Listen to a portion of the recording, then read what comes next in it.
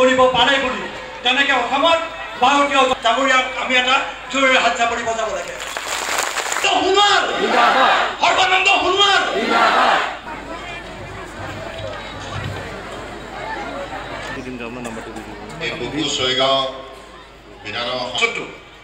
এই সম্পদশালী ভাৰতবৰ্ষ নিৰ্বাচনে এই কথাবিলাক মনত ৰাখি ভোটদান প্ৰক্ৰিয়াত অংশগ্ৰহণ কৰিব।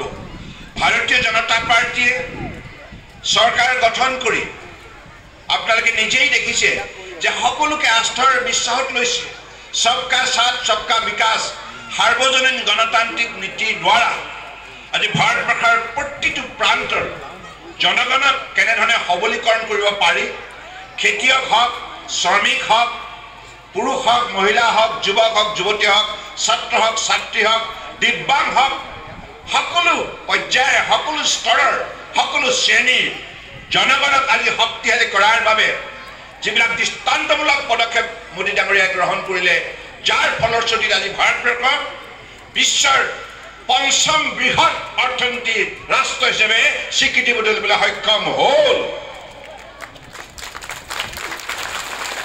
ইয়াৰ বাবে আজি আমি প্ৰতিজন ভাৰতীয়ৰ গৌৰৱান্বিত কৰিলে যোগী ঘোপা, ঘুমৰাগুৰি আৰু শৰাইঘাট। কিন্তু আজি আপোনালোকে চাওক ব্ৰহ্মপুত্ৰৰ বুকুত 8খন দলং আজি কেনেধৰণে মোদী ডাঙৰীয়াই অসমৰ অৰ্থনৈতিক উন্নয়নৰ বাবে শিক্ষা, সংস্কৃতি, ক্ৰীড়া, বিজ্ঞান সকলো ক্ষেত্ৰতে যাতে আমাৰ অসমৰ সমাজ আগবাঢ়ি যাব পাৰে তাৰ কাৰণে যাতায়াত আৰু যোগাযোগ ব্যৱস্থা সুচল কৰি পেলাব। বিজুলী কলিতা মেধি জিন্দাবাদ, এজিপি জিন্দাবাদ, বিজেপি জিন্দাবাদ, UPPL জিন্দাবাদ। ফ্ৰম ৰাইজ কিমান ভাল লাগিছে, আপোনালোকে সকলোৱে সহযোগ কৰিছে।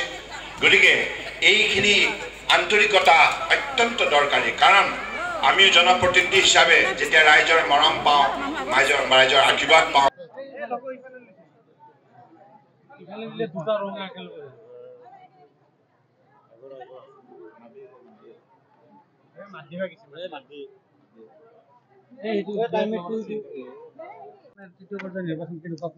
খুব ভাল হ'ব আৰু উন্নয়ন হৈছে আৰু ৰাইজে কথাটো উপলব্ধি কৰিছে। কাৰণ বিৰোধীয়ে যিয়ে নকওক কিয় আজিৰ তাৰিখত সত্যটো এইটোৱে যে মোদী ডাঙৰীয়াৰ নেতৃত্বত যোৱা 10 বছৰে সমগ্ৰ ভাৰতবৰ্ষতে যিমানবিলাক বৈপ্লৱিক পৰিৱৰ্তন হৈছে, যাতায়াত যোগাযোগৰ পৰা আৰম্ভ কৰি অনুষ্ঠান প্ৰতিষ্ঠান আৰু বিশেষকৈ আমাৰ দৰিদ্ৰ সীমাৰেখাৰ তলত বসবাস কৰা সকলো লোকৰ যিমানবিলাক জীৱনলৈ পৰিৱৰ্তন আহিছে, বিভিন্ন আঁচনি ৰূপায়ণ কৰি সততা নিষ্ঠাৰে তেখেতসকলৰ বাবে যিখিনি সেৱা আগবঢ়ালে মোদী ডাঙৰীয়াই, তাৰ ফলত আজি 10 বছৰৰ ভিতৰতে 25 কোটি দৰিদ্ৰ সীমাৰেখাৰ তলত থকা লোকক আজি তেখেতে সেই পৰ্যায়ৰ পৰা উদ্ধাৰ কৰিলে, তেখেতসকলৰ অৱস্থা উন্নত হ'ল। গতিকে এনেধৰণৰ পূৰ্বতে কংগ্ৰেছে কেতিয়াও কৰিব পৰা নাছিল। আৰু চৌদিশে উন্নয়নৰ যিটো জোৱাৰ এইটো ৰাইজে আজি উপলব্ধি কৰিছে। সেইকাৰণে তেখেতসকলে বিচাৰিছে যে তৃতীয়টো কাৰ্যকালৰ বাবে নৰেন্দ্ৰ মোদী ডাঙৰীয়া দেশৰ প্ৰধানমন্ত্ৰী থকা উচিত। তেখেত প্ৰধানমন্ত্ৰী হৈ থাকিলে সততাৰ নিষ্ঠাৰে শাসনভাৰ চলিব আৰু দেশৰ 140 কোটি 84 লাখ লোকে ন্যায় পাব আৰু সন্মান সহকাৰে জীয়াই থকাৰ অধিকাৰ ভোগ কৰিব পাৰিব।